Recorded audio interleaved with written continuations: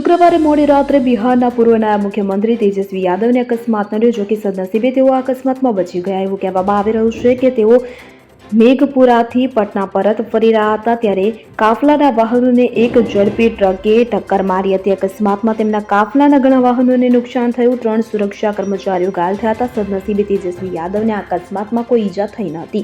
Police સૂત્રોના જણાવ્યા અનુસાર ટ્રકે તેમના કાફલાના વાહનને ટક્કર મારી. તેમની કાર તે ટ્રકથી 5 ફૂટના અંતરે હતી.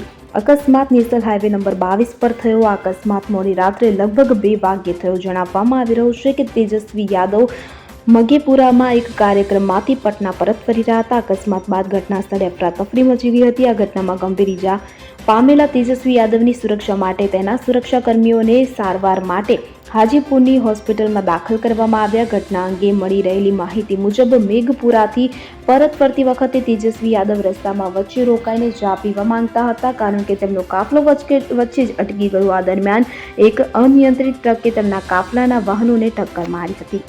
Bureau report CN24 news. હવે જુઓ દેશ દુનિયાની તમામ ખબરો તમારી આંગળીના ટેરવે.